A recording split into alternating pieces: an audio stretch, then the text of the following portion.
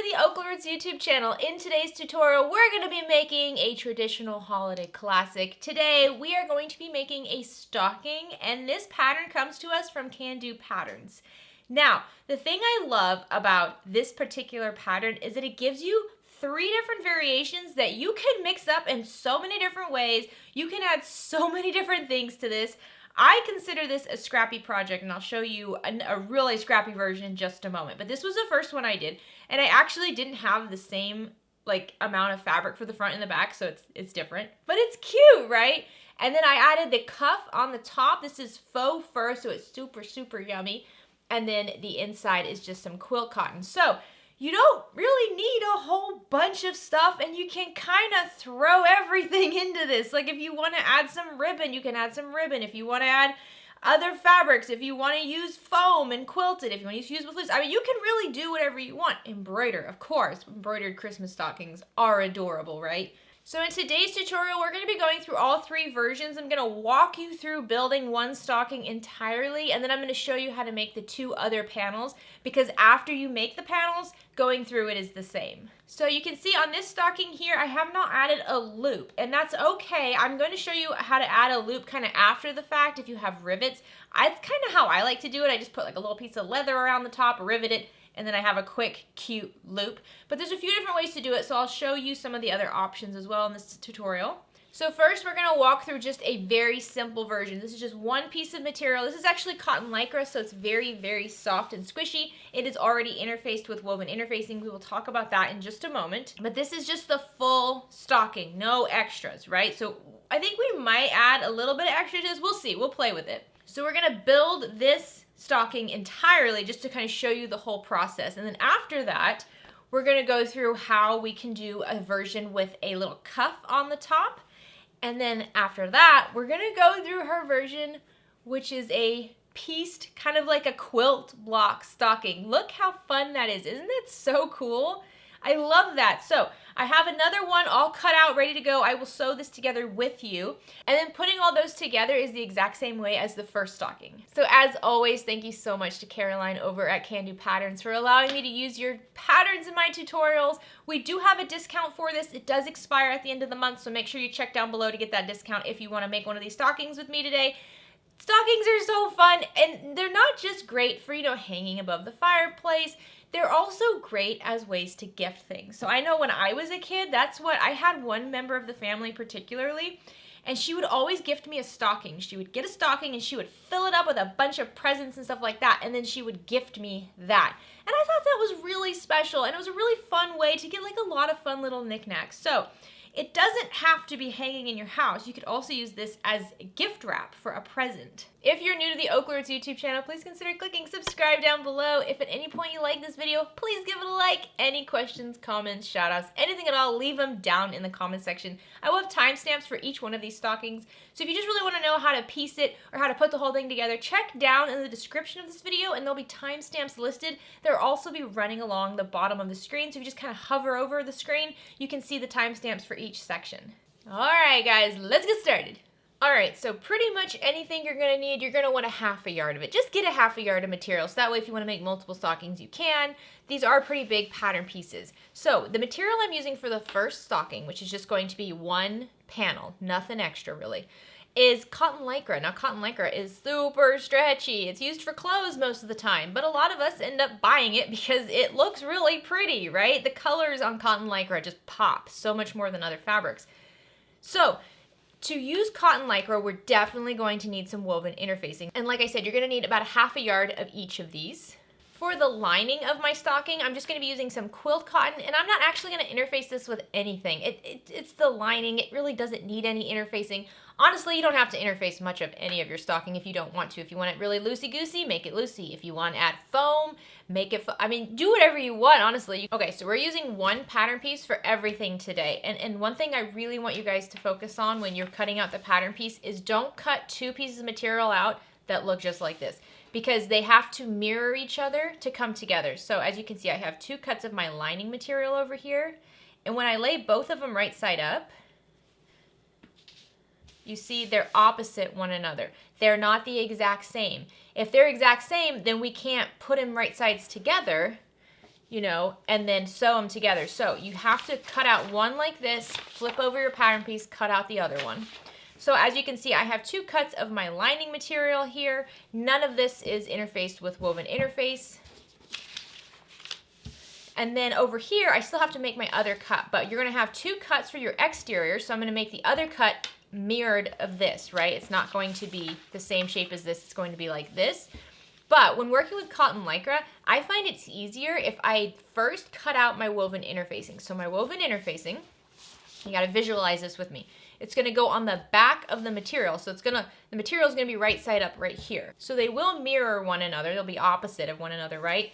But first I cut out my woven interfacing using my template. And what I'm gonna do is I'm just gonna iron this on to the cotton lycra, the big sheet of cotton lycra I have, and then cut it out. You could also just iron on a bunch of interfacing and then cut it out. The thing is, you don't want to cut out the cotton lycra on its own using the template because it does stretch so much, it's unlikely you're gonna get the right shape. Okay, while we're talking about supplies, let's just look at some other fun stuff you can do. So you can add these little pom-poms, it's like a little palm fringe, to the top of your stocking. You can also add it between the top and the bottom, the cuff, when we do option B. I don't know what everybody calls these. My mom calls these dingle balls.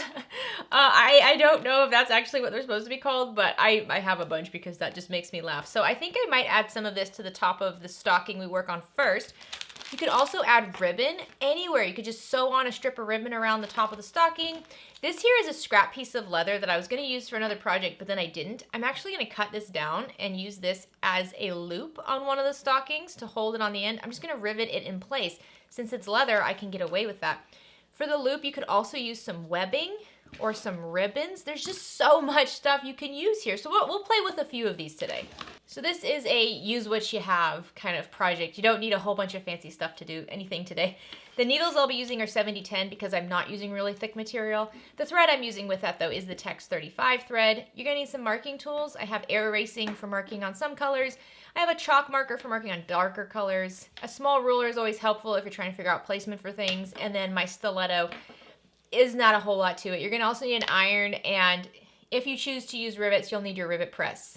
All right, so I have my ironing pad out and my iron heating up. And so this is the cotton lycra material. Now, this is the cut of interfacing I'm gonna be using. The gritty side is on top, the soft side is on bottom. Gritty side up, that's gonna be the final shape. So again, remember mirroring here. Gritty side is gonna be on the right side. It's gonna be underneath the right side of your material. So if you have pattern placement, go ahead and think about that. I'm not picky about it today. I think this is a good scrappy project, and it's big enough that anywhere I put it, it's gonna look good. So let me just see if this will fit on this section here. It might not actually. Looks like it'll just barely fit. All right, so before I iron it on, I actually want to just give this a good press. And I'm gonna be using high heat and lots of steam. All right, once you've got it nice and flat, just lay your cut out piece of woven interfacing, fusible fleece, whatever you want to use for this, and just lay it over your stretchy material. And then I'm just going to give it a press from the back, and I'm going to give it a good press. I really want it to stick here. So once I have it all pressed to the back, now I just cut right around that woven interfacing. So that is now my template. And I just want to remind you, none of this has to be perfect. This is a good project to do with the little ones in your life or new sewers. This is a really, really good just getting started sewing project because you can decorate it so much. You can do so much fun stuff with this. And if you mess up, it's still going to turn out great. Once you have this all cut out, then I like to flip it over to the right side and give it a good press on the right side. All right, there we go. Now I have both of my exterior panels ready to go, and I have both of my lining panels ready to go. So whichever way you decide to build these exterior panels, the following steps is how you're gonna put them all together. I'm gonna add one little thing here. I think I'm gonna add some of my dingle balls up here to the top. So one thing to remember if you're gonna add some sort of fringe here is that you're going to have a 3/8 of an inch seam allowance. So you don't want to add these right along the top edge because they'll get eaten up. So what we wanna do first is grab a small ruler, and we're gonna measure 3/8 of an inch down from the top edge and use some sort of a water erasing, air erasing marker for this. And we're just gonna draw a line, 3/8 of an inch from the top edge. So you can do this for both of your panels. And then I'm going to take my fringe here, and what we're going to do is we're going to sew this on right at that 3/8 of an inch mark, or just below it. Well, no, we'll sew it on right over the 3/8 of an inch mark. So that way when we sew it all together, we'll go over it again. So I'm just going to cut these down so that they fit. They can be a little bit longer. I think that's okay because we can trim them down. Okay, and you can use some double-sided tape here if you'd like, and you can tape this down, but I'm actually going to have this little strip, the straight ribbon strip on the top. It's just going to cover that 3/8 of an inch mark, and that way it should also get eaten up in the seam when we sew this all together, so we don't see, you know, the stitching that's holding this down. You're going to use a zipper foot for this so you can get nice and close. I'm just going to watch it and make sure I have it in the right place at the sewing machine. I'm not going to use double-sided tape here or clips or anything. Just be careful, go slow.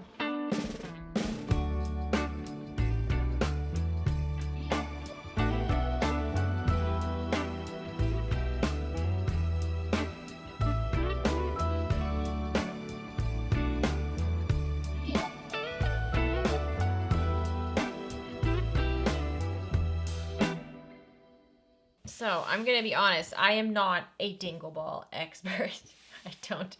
I don't work with this very much.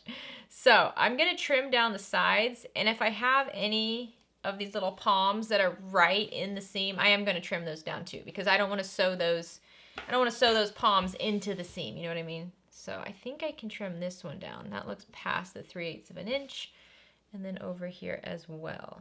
All right, so yeah, we'll see how that goes.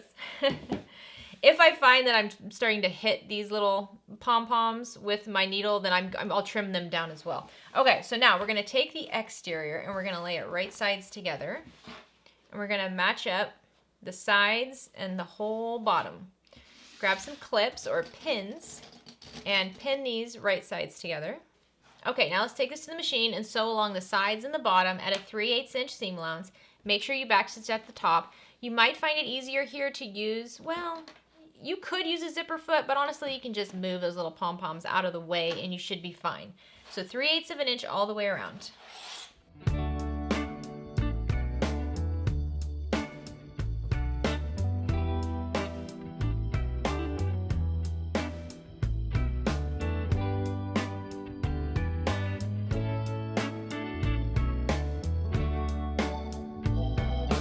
Alright, so once you have this sewn, what you want to do is you want to trim down the seam or create little slits around the curved parts.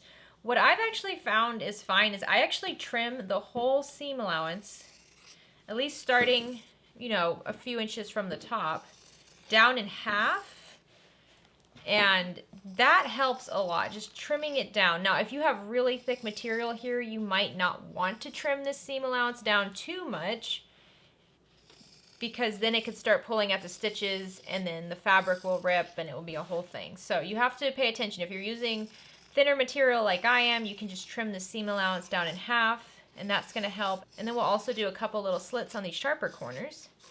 So then like right here, this is a pretty sharp corner. I'll just do little tiny snips, not getting right on the thread, but getting close to it. And then over here around the toe. Again, with stockings, guys, none of this has to be perfect.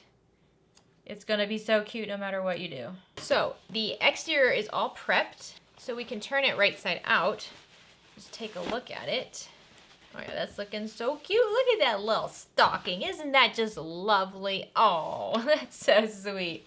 So go ahead and put the stocking exterior to the side. And now we're going to pretty much do the same thing with the lining, except I'm not adding any fringe because this will be on the inside. And we also want to leave a hole on the very bottom of this one so we can turn the whole thing out in the end. So just take your two lining panels and lay them right sides together. You can use pins or clips here to hold it together, whatever is easiest for you.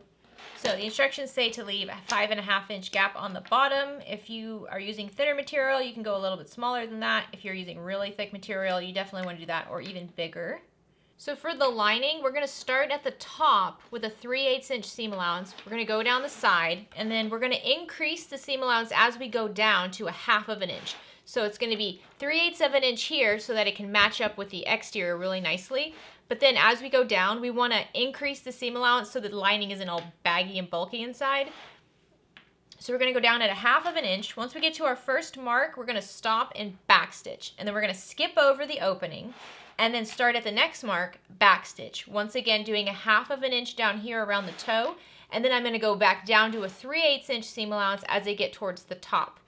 And then backstitch at the top and the beginning. Both of the, you know where to backstitch. Backstitch at the top and backstitch around the opening.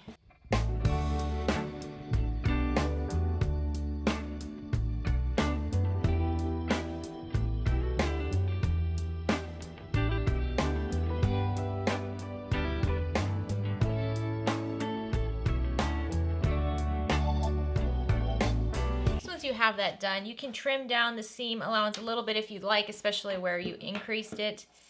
Just if you do that, do not trim the seam allowance around the opening. You're going to want to keep that nice and big so that we can easily turn it out and close it in the end. So you can see as I go around down here, as I get to that opening spot, I'm just going to veer off and leave it longer.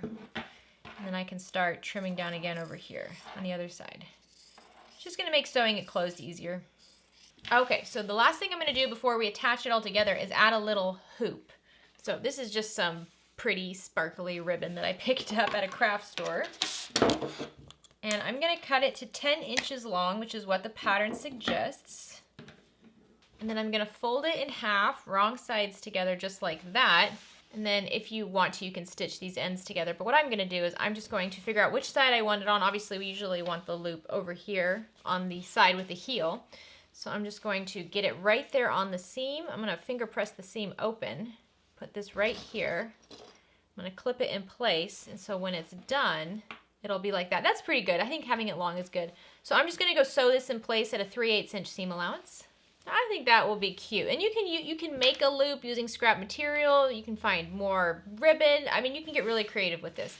So now what we want to do is we want to take the exterior and insert it into the lining. So just shove it in there. And the exterior and lining should be right sides together. So the lining is right sides inside, wrong sides out.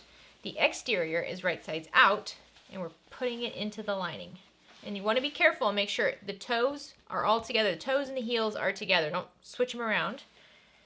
And then make sure if you have a little strap here, push that inside as well. And let's start with the seams. You're going to match up the side seams and then clip them together. So I always start with the side seams. And you shouldn't have a whole lot of bulk here. I mean, even with the little pom-poms and everything, it's just not that bulky. Okay, once the side seams are good, you can just kind of tug on this to straighten it out. Now, again, I don't work with fringe a lot or these pom-poms, and so my concern right now is making sure none of these little pom-poms flip up and I accidentally sew over them. So I'm just going to kind of push them down as I'm going around, adding clips to this top raw edge. All right, I've got everything clipped. Now what I'm going to do at the machine is I'm going to flip this up and I'm going to sew from the inside of the stocking. And you see, since I added that fringe, I have some stitches here. I don't know if you can see, but I have the stitches here from adding the fringe. And just to make sure those aren't seen in the end, I'm just going to sew right over them or just a tiny, tiny bit to the left of them. And that way I know that those stitches holding the pom-poms in place won't be seen in the end. So I'm just going to go around this whole thing and just go about 3/8 inch, but for me, going right over those stitches to hide the stitching for the fringe. Alrighty, once you have those sewn together, reach inside and pull the exterior through that hole in the lining so that everything is right side out. How did our dangle balls end up? They look pretty good. That's cute. Alright, so if you wanted to push this back in and do some top stitching, you definitely could. Let's just see what that would look like. So I always like to do top stitching before I close the hole in the lining, because if I need to get my hand in there to straighten out a seam up here, then I can still do that. All right, so this is what it looks like. You know what? I think it actually could use some top stitching. And if you notice when I was sewing this on the top here, I did use my zipper foot because, again, those little pom-poms, I didn't want to accidentally sew over them. So I am going to just top stitch this real quick. I don't even need to press it with an iron. Just kind of tug on it. It's not a big space. Just give it a good pull. And now I'm going to take this to a sewing machine and I'm going to top stitch right around the top edge here. This really just depends on the material you're using. If you're using fur or something like that, you don't need to top stitch anything. But on this one, I think the top stitching will, I mean, it doesn't, yeah, I think the top stitching will look nice. I'm gonna top stitch just right along the top edge of this at a 1/8 of an inch seam allowance.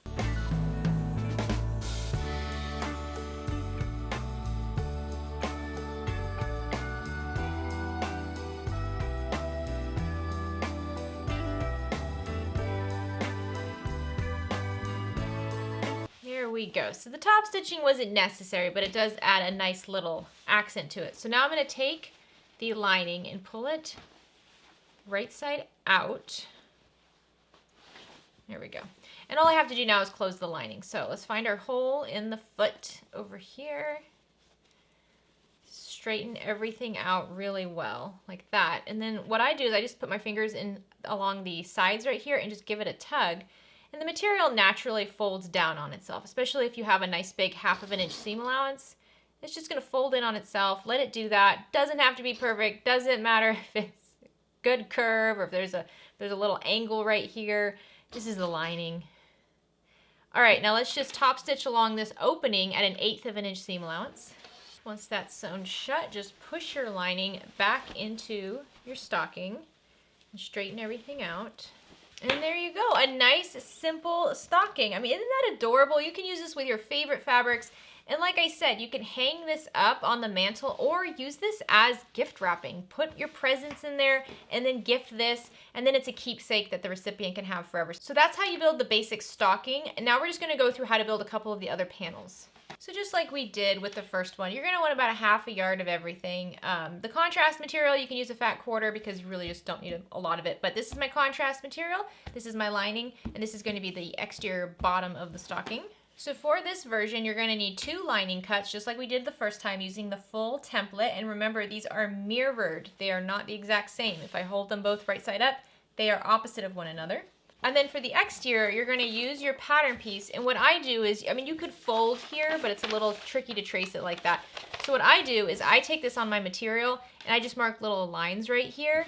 And then I trace the stocking around the bottom, and then I use a ruler to connect those lines. And this gives me the bottom of the stocking because we do want this to be smaller. And then for the cuff, you'll have a separate template for that. You're gonna need 2 of these mirroring. Now, I don't have any interfacing added to this at all.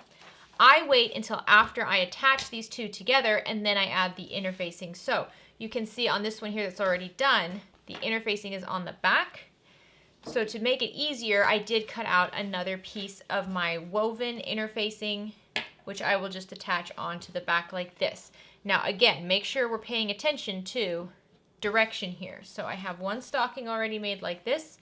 The other stocking is going to be made this way. This material I'm using, this is a reversible material, so either side is the right side. So I have to be very careful that I don't make another one exactly like this. So to build this panel, it's very easy. We just take both of our pieces, the top and the bottom, or the full foot in the cuff, and we lay them right side up. Make sure you have them lined up the way you want them. And then the cuff has a longer edge and a shorter edge. The shorter edge is what goes on the top of the bottom of the stocking. Just take them and lay them right sides together and match up those edges. You can clip these together. And now let's just sew along this top clipped edge at a 3/8 inch seam allowance. Once these are sewn together, I like to press the seam behind the cuff, but honestly, either side is fine, whatever you're comfortable with. So I'm gonna press the seam closed first, and then press it up. I'm gonna finger press this. There we go, just get it nice and straight. I think that looks so cute. I love these cuffs. Okay, so now what I'm gonna do before I top stitch that, I'm actually going to attach the material to my woven interfacing. So I have my woven interfacing already cut out here in the stocking shape, and I have it gritty glue side up. And then I'm gonna take my material and I'm just gonna line it up over the interfacing. And it should match up pretty perfectly. There we go. And I like to fuse it from the top of the fabric. So I'm just gonna fuse it from this material here with a high heat and lots of steam. You can see my iron likes to spit up a little bit extra water. I gotta switch out that iron. Okay, so now what I'm gonna do is just top stitch right along this edge. You don't have to, but I'm gonna top stitch right along this edge on the red part at an 1/8 of an inch seam allowance. Some other fun options are to use a contrasting piece of fabric, maybe a ribbon. You could do all kinds of fun stuff here and like cover up that seam to create a little contrast. You could have added the dingle balls right here. That would have also been really cute. But I'm keeping this one simple. So once you have both of your exteriors and your linings done, you can just sew these together just like we did with the first one. So this cuff idea is really cool. One thing I would like you to explore as well is if you actually did the cuff, this exact same thing for the lining, then you can flip it out. So if you didn't add a little, hook up here, if the lining has a cuff, you can flip it out and then that lining cuff would show and it would be reversible. Because then if you flip it inside out, then you flip it out with the lining outside, then this would show. You know what I mean? It would be like this. It'd be really cute. So that's something to think about, something to play with. So the last stocking design we're gonna play with is this one right here, which might be my favorite because I am a quilter. I love this scrappy little baby. So again, the hardest thing that you're gonna have with this one is that each one of these pieces, you need to cut out one way and then one reversed, okay? Because if you just make two stockings that look exactly like this, you can't put them right sides together. You're gonna have a problem. So what you could do is just build one panel like this, and then the back side, the other panel could just be one full piece of fabric if you just wanted to do one of them. But if you're gonna do both of them, every single one of these, you're gonna cut this material out with the pattern piece facing right side up, and then you're gonna flip it over and cut another piece out with the pattern piece facing down, okay? So just think about that. So what we're gonna do now is try to put this whole thing together. And the pattern pieces all have numbers on them. So for example, on pattern piece I, we have an 8 and then an 8 on pattern piece J. That means those two are going to go together. So what I do is I actually go to the side and I put my pattern pieces together to the side while I do this. There's also a diagram in the pattern, so you're not winging this. She's gonna walk you through it. So anyways, there we got 8 and 8, so now we're gonna do 9s. So you find your pattern pieces with 9s. For example, this pattern piece is a little mean because there's got a 9 and a 6. So, but now it's a 9 and a 6, but it's a 9 and a 6, and also there's an H, which is still an H. So it can be a little frustrating to figure out which way is up. There's also a 7 over here, so the 7 is facing right side up. So it goes like this. The 7 will be on the right, 9 on top, 6 on the bottom. So let's just add that there. So then this one here goes underneath. It's 6 and 7 on the side over here. I know, just go with it. And then we're gonna have the 7 connecting along here. All right, so we're still working on 6. Let's see if we can find more pattern pieces with 6. This one has a 6, and that's the last one. So this is gonna go right here. And then this side is 4, and this is 4, so we're gonna do that. Like I said, off camera over here, I have all the pattern pieces going together so I don't make a mistake. And then we have another 7 over here. I know this is where it gets a little tricky. So we have 1, it's gonna go along here, which this is 1 here, 7 over here. There we go. And this is also a 7 and a 5. All right, I know we missed one. All right, this is one here. So this is gonna go 3, 4, 7, 5. Just look at the diagram, look at the diagram. And these all shouldn't fit perfectly together. We have to sew pieces together and then it will fit better. And then the last one is a 2, which is goes right here on the side. All right, there we go. So when you build the other side of this, it's going to be opposite, right? All right, so you can see that this is kind of a hodgepodge and you're gonna have to sew everything together in sections. So I can actually separate this out a little bit to show you if you wanna take them all to the sewing machine kind of at the same time.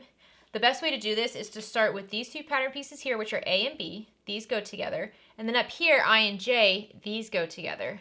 And then right here, D and E, these go together. So you can kind of see which ones need to be built first. This set, and this set. So I'm going to put them all together and take them to the sewing machine at the same time. This is how you kind of save time with this. So I've got my little bee keeper here with my pins in it. And this is all quilt cotton material or cotton woven material, and nothing is interfaced. So let's take pattern piece A, and again, make sure you have it lined up correctly, just like this. Unless you're doing the reverse, then it would be flipped. I know, it's a little complicated. Just go with it, you can get it. And let's lay these right sides together along that connection between A and B. So that would be the number 1 connection, and pins work best with quilt blocks. So let's pin those together. There we go. Now let's work on D and E. So E is on the bottom, D is on the top. We're connecting them on connector number 3. And let's just lay those right sides together and pin in place. And then finally, let's work on I and J. We're gonna build these on connector number 8. So this is 8 right here, lay these right sides together And they're not the exact same length, so you're going to connect them on this bottom right angle right here. But then you can see pattern piece I, it pokes off like a little triangle. That's supposed to be there. So this is how it should look, lined up perfectly on the bottom right angle with the little eye poking through on the top. Okay, so now we're going to take these 3 units that we pinned, and we're going to sew along the pinned edges at a 1/4 inch seam allowance. You could do a scant 1/4 inch seam allowance or a 1/4 inch.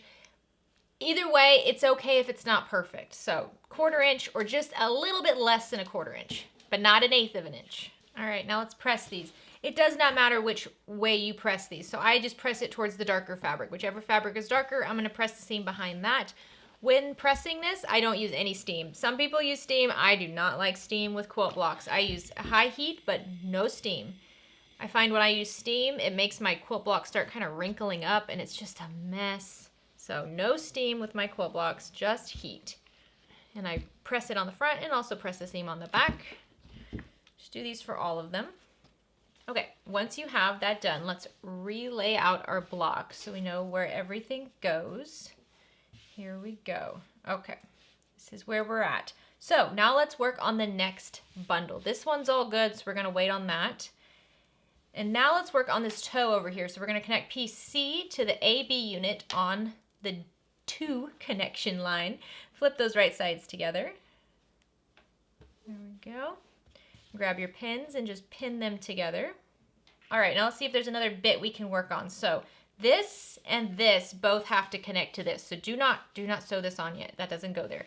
But right here, pattern pieces E, D, and F, these can all go together on their connection line F. So let's push those together. Now, the pattern does give you very specific instructions on what order to sew all this together. So if you don't want to be a puzzle solver like I do, you can follow the pattern. But I think this is kind of fun, you know, it's a puzzle, it's cool. Okay, so that's all I can do for now. So I'm going to take both of these units to the sewing machine and sew along the pinned edges at a 1/4 inch seam allowance. Once you have these sewn on, what I like to do is press the seam behind the newly added flap. So I don't like to press folds that have seams on them or areas that have seams already on them. So this is just one piece of fabric. It's going to be easier to press the seam behind that. So that's what I'm going to do. I'm just going to press it behind there. And if you find that everything's not matching up correctly, like you have a little overhang somewhere, don't even worry about it. So there's that one. And then for this one, I'm going to press the seam behind that toe, which is pattern piece C. So let's lay it all out again. Okay, this is where we're at. Great, so we just have 1, 2, 3, 4, 5 pieces to go. So now we can attach G and H to this unit right here. So I think we might, I don't know if we want to do them at the same time. We might want to do them one at a time. Let's see. So I'm going to take G down here and I'm going to lay it up on the number 5 connector with pattern pieces F and E, right sides together. And you're most concerned about this right angle right here lining up. You might have a little triangle overhang over here on the bottom left. That's okay. We want this corner over here to line up on the side and on the bottom. And if you feel confident enough to do this, we can also do pattern piece H. We just want to make sure we don't accidentally sew in this G when we do H. So flip G back after you have it pinned, take pattern piece H, and we're going to line it up on F and D along the number 6 connector and lay it right side down. Once again, it's not going to line up perfectly. You see, I have some overhang right here. That's okay. We want the corner right here to line up exactly, okay? That's what we're interested in. It's okay if there's overhang over there. Okay, so being careful not to accidentally sew one of these into the other side. We're going to sew along both of these pinned edges at a 1/4 inch seam allowance. So I'm going to press the seam behind the G and H panels. Honestly, because it's just easier. There we go. It's looking so cute, isn't it? I love when we can use quilt blocks for things. I love it when we can use it in bags, but a stocking too, this is neat. This is really neat. This would be fun if you had some clothes, like baby clothes, or maybe clothes from a grandparent or something like that, and you wanted to cut them up into pieces and make a special Christmas stocking. That would be really sweet. Okay, just like that, we only have 3 pieces. So now we're going to attach these 2 pieces together first, and then we'll attach the top piece. So let's lay them right sides together, and they should match up fairly well. Grab some pins and pin them together. And now let's sew along this pinned edge at a 1/4 inch seam allowance. So for this one, I'm going to press the seam behind the toe portion because it has less seams along it. There we go. And then flip it over and get a good press on the back. And then for the final seam, we're just going to attach these right along this line here. So this is the number 9 connection line, and lay them right sides together. This one's a little tricky because you're going to have overhang on both. So if you want to make sure you're doing it right, you want to have about a 1/4 inch overhang on the bottom here, this little triangle that's peeking out from this fabric here. You want that to overhang about a 1/4 of an inch, and then you also want this top, J fabric to overhang the edge about a 1/4 of an inch. If it's not perfect, that's okay. We will clean it up later, and we have a nice big seam allowance when we sew these panels together. So if it's a little off, you're never gonna know. Okay, let's sew along this pinned edge at a 1/4 inch seam allowance. So I will press the seam behind that top IJ unit. There we go. Let's see how this turned out. That's pretty good. It always goes off a little bit right here. That's okay. That does not bother me. So let's give it a good press. Get it as flat as you can get it. So now that we have the unit built, I like to add woven interfacing to the back of it just to hold it in place. I don't have to worry about any stretching. So to do that, I'm going to flip my whole panel wrong side up. And if you need to, give it another press. You want it super flat before you add the interfacing. Here we go. So here's my big interfacing, and I am laying this glue side down. So it's gritty side down, and I'm just making sure I'm covering it completely. And now I'm going to turn the steam on my iron, because now I want lots of steam and lots of heat. That's what interfacing likes. And now I'm going to press it from the back. And I'm just pressing right over that stocking. I've had people ask me about adding woven interfacing to the back of quilt blocks, or if you have a completed quilt top. That's something that will help the quilt last longer if you put woven interfacing on the back, but it will also kind of firm it up a little bit and might make it not as squishy as you want it to be. So once you have it fused on, you can then use your quilt block as your pattern piece and just cut out the woven interfacing around it. And do your best not to cut, the actual fabric. We're just tracing around with our scissors, trimming down that woven interfacing. So then once it's all trimmed down, I'm going to press it one more time from the front just to make sure everything sticks really well. And then the last thing I do before continuing on and building the entire stocking is I take my pattern piece and I lay it over this just to make sure everything is good. And so when I do this, I can see this area right here where I kind of knew that was a problem. That's a little bulky, so I can just trace right here, because I do want them to be the same size. There we go. So I can see this is a little big. I can trim this down, and that really helps too, kind of line up that edge. And there we go. Now we have both of our, look how cute these are. That's going to be such a cute stocking. So now these are ready to go, and I'm just going to sew these together just like I did with the first stocking. Okay, so the last thing I want to go over is just trying to add a tab using rivets. So I have a piece of leather here. This is about 1/2 inch by 3.5 inches. And what we're going to do is we're just going to wrap it around the top here. And I don't think I want my rivets to go right in the seam. So I'm going to have it go off just a little bit to the side, something like that. And you could add like a D-ring to this and then have a longer strap. You could just make it like this. I mean, I think just like that would be cute, especially if you're using this as like a gift. So I have it wrapped around the top edge, and then I'm going to grab my hole punch, and I am completely eyeballing this. But again, my goal is just I don't want to punch a hole over my seam. I'm just going to add one rivet. I'm going to go right in the middle. Hopefully that's good on the back. Let's take a look. Yeah, that's good on the back. So then I have my rivets here. These are just standard medium-sized rivets from Emmeline Bags. These are antique bronze. The nice thing about rivets is you can just kind of pop it through and snap it on, and it will hold it in place. That's cute, isn't it? So if you wanted to add a D-ring here first, you definitely could, and then you could add more stuff to that. I think just like this is fine. I know that that would be a little tight on a hook, but I think I like the way that just this looks on its own. So now I've got my rivet press that has the die for setting this rivet, and I'm just gonna pop it on. So this is just kind of like a quick last minute way to add a little tab to the top. And there we go. Isn't that cute? I like that.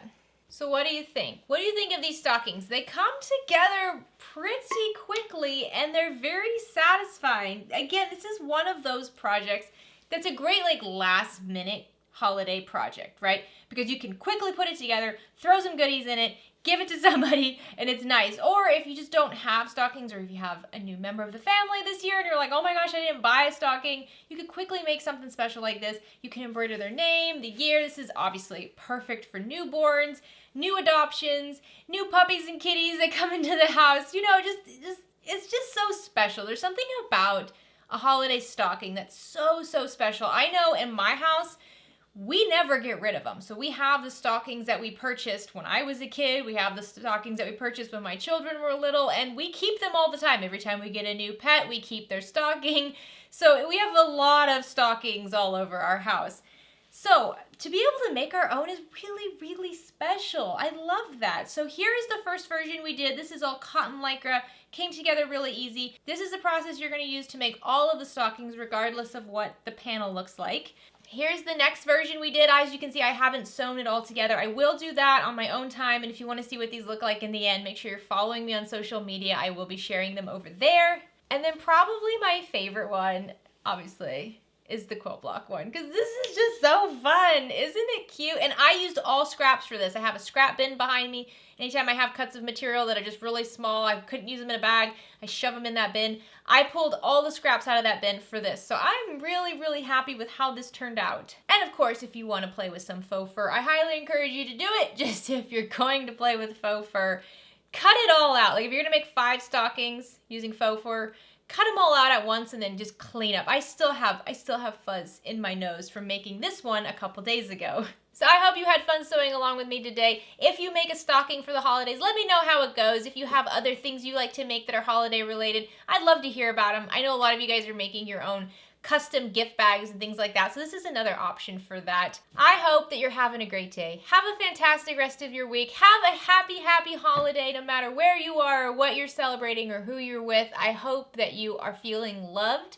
and I hope that you are having the best day possible. Get out there and make something. Bye guys!